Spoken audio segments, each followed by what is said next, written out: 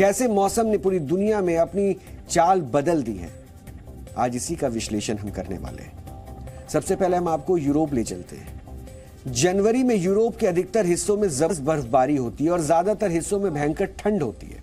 नए साल के आगमन पर यूरोप में ज्यादातर जगहों पर बर्फ पर होने वाले खेलों का आयोजन होता है, लेकिन इस बार ये आयोजन फीके हैं क्योंकि कई जगहों पर बेहद कम बर्फ गिरी है या फिर गिरी ही नहीं है, और इसके पीछे है 14.6 डिग्री और लातविया में तापमान दर्ज किया गया।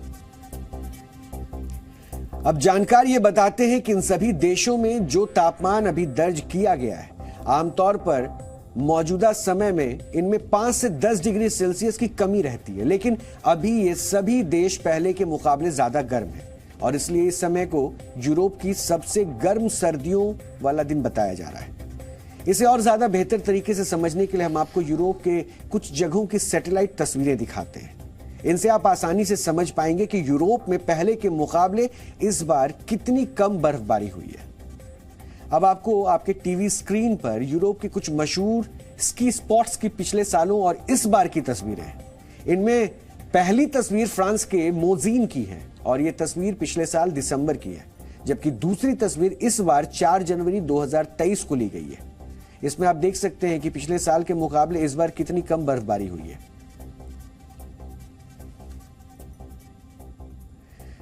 अब आपको अगली 2 तस्वीरें हम दिखाने वाले हैं। स्विट्जरलैंड के श्वार्जी की है। इसमें पहली जो तस्वीर है वो 20 दिसंबर 2021 की है और 25 दिसंबर 2022 की ये दूसरी तस्वीर, और इन दोनों तस्वीरों में भी बर्फ का अंतर आप देख सकते हैं।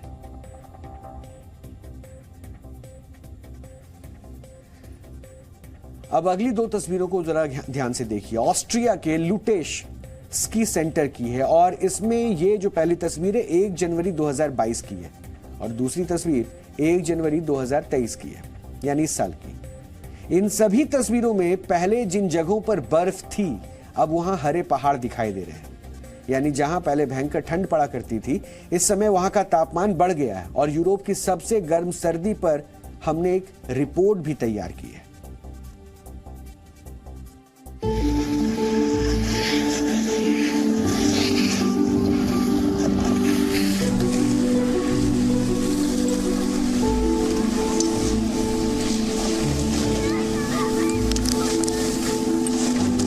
जहां इन दिनों हर तरफ बर्फ ही बर्फ दिखाई देती थी और पूरा इलाका सैलानियों की भीड़ से भरा रहता था, सर्दियों के मौसम में बोस्निया के याहोरिना पर्वत पर स्कीइंग करने के लिए सबसे ज्यादा लोग पहुंचते हैं, लेकिन वहां की जो ताजा तस्वीरें दिखाई दी उनमें पहाड़ों की ढलान पर बर्फ के सिर्फ निशान भर थे और सैलानी भी बेहद कम दिखे। 1984 में बोस्निया में विंटर ओलंपिक्स का आयोजन हुआ था, लेकिन अब सर्द मौसम में यहाँ इतनी बर्फ भी नहीं है कि विंटर स्पोर्ट्स का आयोजन हो सके।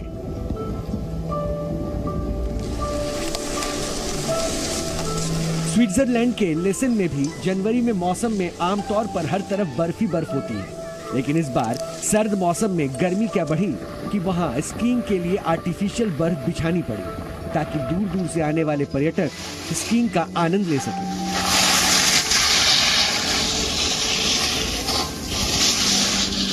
एल्प्स पर्वत और स्विट्जरलैंड अपनी बर्फीली वादियों के लिए ही मशहूर है, लेकिन इस बार बर्फबारी बेहद कम है। इसकी वजह से कई स्की सेंटर को बंद करना पड़ा है।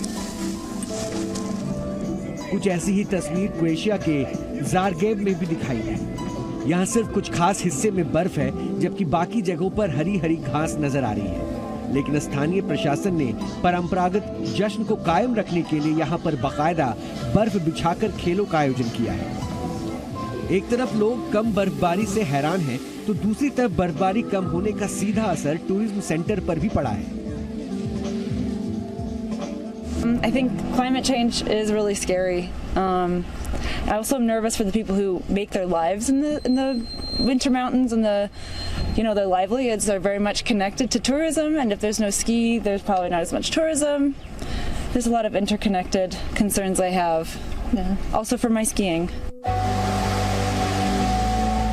लेकिन सबसे ज्यादा हैरान स्पेन के लोग हैं। जिस समय वो पूरे कपड़ों में बैठकर धूप का आनंद लिया करते थे, वहाँ सर्दी वाले कपड़े गायब हैं। वहाँ जनवरी में गर्मी के मौसम का एहसास हो रहा है। कुछ लोग इससे खुश हैं तो कुछ आशंकित हैं। मौसम के ये अजब रंग कब तक यूरोप को सर्दी में गर्मी और गर्मी में भी और ज्यादा गर्मी का एहसास कराएगा, इसको लेकर मौसम वैज्ञानिक फिलहाल जुटे हुए हैं। जी मीडिया। यूरोप की तरह अमेरिका भी बेढंगे मौसम से परेशान है। इसे समझने के लिए हम आपको अमेरिका के मौसम विभाग का 1 जनवरी को जारी किया गया मैप दिखाते हैं। इसमें एक तरफ टेक्सास है जहां तापमान 37.2 डिग्री था और दूसरी जगह है मोंटाना जहां का तापमान -39 डिग्री सेल्सियस था। सोचिए, दोनों ही जगह अमेरिका में हैं, लेकिन दोनों स्थानों के बीच तापमान के करीब 76 डिग्री सेल्सियस का अंतर पाया गया है। अमेरिका का नेवादा, यहां रेनो शहर में बर्फीली तूफान की वजह से भारी बर्फबारी हो रही है और सड़क पर बर्फ जम रही है। और इसके साथ ही तूफानी हवाएं इतनी तेज है जिसमें कोई भी सड़क पर रुकना नहीं चाहता है। इसी तरह मिनेसोटा में बर्फीले तूफान एक्टिव हैं और जबरदस्त बर्फ पड़ रही है, जिसकी वजह से उड़ानें भी रद्द की जा रही है या फिर देरी से चल रही है। ऐसे में मिनेपोलिस एयरपोर्ट पर यात्रियों की भारी भीड़ है।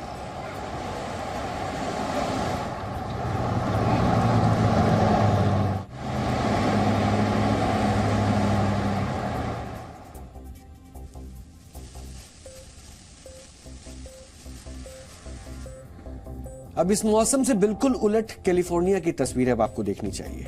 यहां एक तरफ तूफानी हवाएं तबाही मचा रही हैं और दूसरी तरफ भारी बारिश और बाढ़ ने भी परेशान कर रखा है। पूर्वी प्रशांत महासागर में बने लो प्रेशर की वजह से कैलिफोर्निया में ज्यादातर हिस्सों में पिछले 1 हफ्ते से भारी बारिश हो रही है। यहां हालात को देखते हुए गवर्नर ने इमरजेंसी की घोषणा कर दी है। और ये तस्वीरें अभी आपके टीवी स्क्रीन पर है। देखिए अमेरिका में किस किस तरह के मौसम का मिजाज देखने को मिल रहा है। अब हम आपको अमेरिका से ही करीब 11,000 किलोमीटर दूर सऊदी अरब की भी तस्वीरें दिखाते हैं। सऊदी अरब में भारी बारिश की वजह से जिद्दा, मक्का और मदीना समेत कई बड़े शहरों में बाढ़ जैसे हालात हैं। राजधानी रियाद के आसपास के इलाकों में भी लगातार भारी बारिश हो रही है और हालात इतने बिगड़ गए हैं कि कई जगहों पर स्कूल, कॉलेज को बंद कर दिया गया है। 2 महीने पहले ऐसी बारिश और बाढ़ में यहाँ 2 लोगों की मौत भी हो गई थी।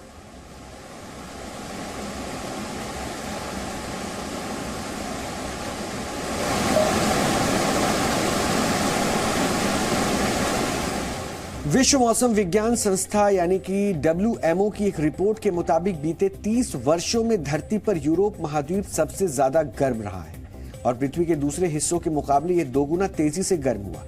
रिपोर्ट के मुताबिक उसी गर्मी की वजह से यूरोप में भयंकर सूखा पड़ा और वहां के ग्लेशियर तेजी से पिघल रहे हैं। ये बढ़ती गर्मी भूमध्य सागर को भी गर्म कर रही है और इन सब के पीछे है विकास के नाम पर प्रकृति के साथ इंसानों का खिलवाड़, जिसे आज हम ग्लोबल वार्मिंग के नाम से भी जानते हैं। मौसम पर जारी रिपोर्ट्स ये भी बताती हैं कि पहले भी तापमान में बढ़ोतरी के केस होते थे, लेकिन अब ग्लोबल वार्मिंग की वजह से ज्यादातर जगहों का तापमान औसत से ज्यादा बढ़ गया है और ग्लोबल वार्मिंग की वजह से अब समुद्रों का तापमान बढ़ा है। इसलिए उससे उठने वाली गर्म हवाओं का तापमान भी बढ़ा है और यही गर्म हवाएं जमीन पर पहुंचकर वहां के तापमान को भी बढ़ा देती है। इसलिए अब दुनिया भर के वैज्ञानिक प्राकृतिक तापमान को नुकसान पहुंचाने वाले कारणों पर शोध कर रहे हैं ताकि धरती प्राकृतिक वातावरण को बना सके, यानी धरती पर वो प्राकृतिक वातावरण कायम रहे।